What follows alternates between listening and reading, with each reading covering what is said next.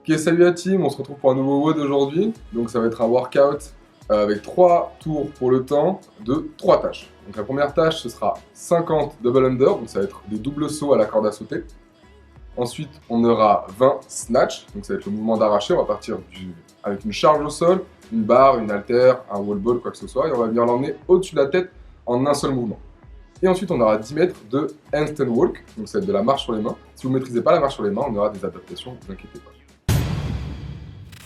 Ok, donc on va faire les points de performance des double under. Donc les double under, c'est un saut, avec un seul saut, on va venir passer la corde à sauter 2 fois sous les pieds. Donc ça va demander un mouvement rapide au niveau des poignets. J'insiste, on garde les bras près du corps et on bouge le plus rapidement possible dans les poignets. Au niveau du saut, essayez d'être très gainé quand vous allez arriver sur le sol et rebondir uniquement avec les chevilles.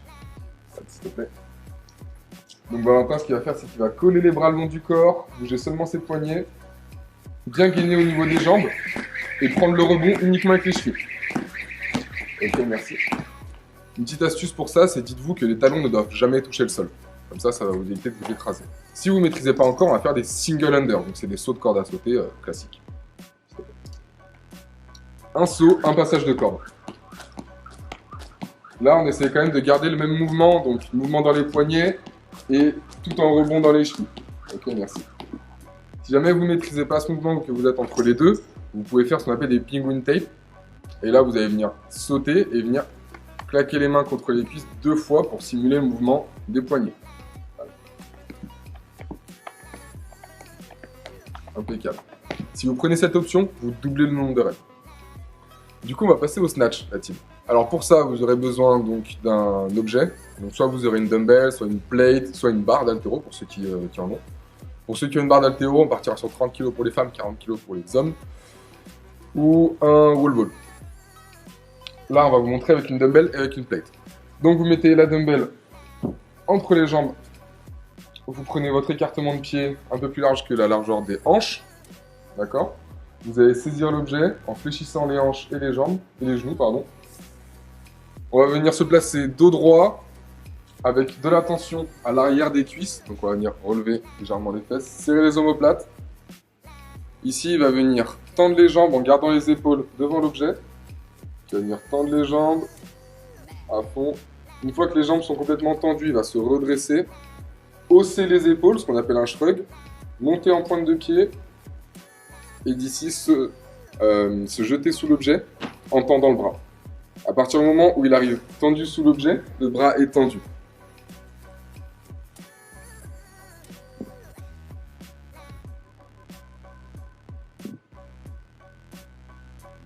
Pour le plate, on va faire le mouvement du ground to overhead. Donc c'est celui qu'on a déjà vu plusieurs fois dans la semaine. Pour ça, on va prendre l'objet, on va le mettre pareil entre les pieds à largeur un peu plus large que les hanches. On va venir saisir l'objet en fléchissant hanches et genoux.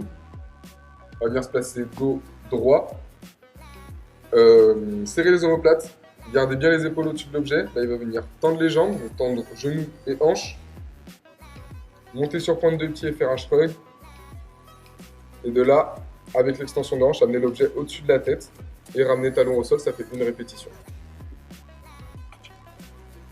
Du coup, maintenant, on va passer au handstand walk. Donc pour ça, vous avez besoin de déjà monter à l'ATR. Donc une fois que vous vous êtes renversé, que vous avez aligné pieds, genoux, bassin, épaules, poignets, et que vous avez trouvé votre point d'équilibre, là, vous allez commencer à marcher tout en gardant votre alignement, d'accord? Je vois personne qui casse les jambes ou qui casse au niveau des lombaires. Donc Val va venir monter à l'équilibre. Une fois qu'il aura trouvé son point d'équilibre, il va venir avancer. Point d'équilibre, et j'avance. Vous voyez, il reste parfaitement aligné. Il ne compense pas avec ses lombaires. Tu peux redescendre. Si jamais vous ne maîtrisez pas le handstand walk, on va venir faire des shoulder taps. Donc, vous pouvez les faire contre un mur. Donc pour ça, on va venir à la terre contre le mur. On garde toujours notre alignement et de là, on va venir toucher une épaule l'une après l'autre. Voilà. Ça, c'est pour vous apprendre, tu peux redescendre, merci, à venir transférer votre poids d'un appui à un autre. Si jamais vous n'y arrivez pas contre le mur, on va venir en pike shoulder tap. Donc pour ça, vous pouvez le faire sur une box. En shoulder tap sur une box, pardon.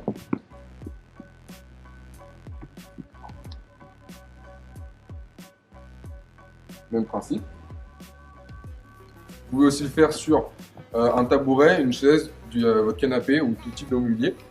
Ou aussi avec votre chair et tendre, votre moitié, qui sera ici représenté par Hugo. Sa chair et tendre. Il va venir se placer à la terre, lui tenir la jambe et faire ses shoulder taps. Si jamais c'est trop compliqué comme ça, Valentin va juste se retourner et va venir se mettre à l'équerre. D'accord? Dernière option, freestanding max hold. Donc là, on va venir chercher 30 secondes, on va venir chercher à accumuler 30 secondes de handstand hold. Valentin va nous montrer. Il est un peu fatigué des épaules normalement.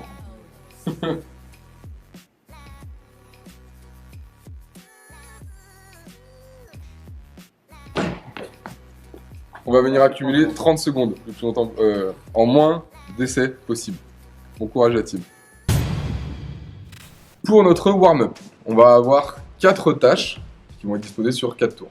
Première tâche, ça va être ce qu'on appelle des calf raises, donc ça va être des élévations sur les pointes de pied. Et on aura un petit tempo. Donc pour ça, vous allez faire 4 secondes de descente. 1, 2, 3, 4. Je remonte directement. 2 secondes de pause en haut, et 1 et 2, et 4 secondes de descente. Comme ça, vous aurez 10 répétitions. Ensuite, vous avez 10 cloche-pieds par côté. Donc cloche-pieds, on essaye vraiment de les faire jambes tendues, de ne pas poser le talon au sol, et d'envoyer tout le rebond, de vraiment choper le rebond dans la cheville, tout à la force des mollets, 10 par côté. Une fois qu'on a fait ça, on va venir au sol avec un PVC ou un balai. Et pour ça, avec ce PVC, vous allez venir le placer au niveau de la nuque. Avec votre prise snatch, vous allez faire un mouvement de presse. En gardant une contraction ici au niveau des omoplates et tout le long du dos. Vous allez faire entre 10 et 15 répétitions suivant l'avancée dans le workout. Disons qu'au premier tour, vous pouvez en faire 10, au deuxième tour, en faire 12, etc. etc. Merci Val. Dernier mouvement, ça va être un mouvement de pompe, ce qu'on appelle les warm push-up. Vous allez partir debout, emmener les mains au sol, le plus près possible des pieds, dérouler pour rapprocher le torse du sol. Et dès qu'on arrive avec l'épaule au-dessus des mains, on va venir faire une pompe.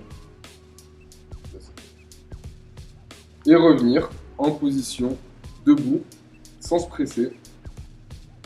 Ça fait une répétition.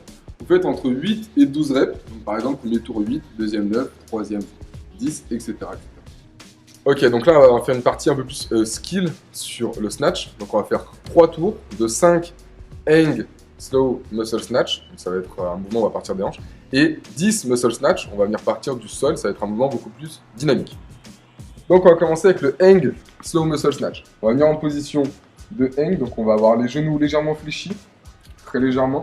Épaules au-dessus du bassin. Là, il va venir faire l'extension des genoux, l'extension complète. Il va venir se grandir, faire un tirage au niveau des coudes. Les coudes restent au-dessus de la barre et bien en arrière, omoplate contractée. Il va faire glisser la barre le plus près possible du corps. On cherche à avoir une trajectoire de barre très près du corps. La barre passe devant les yeux.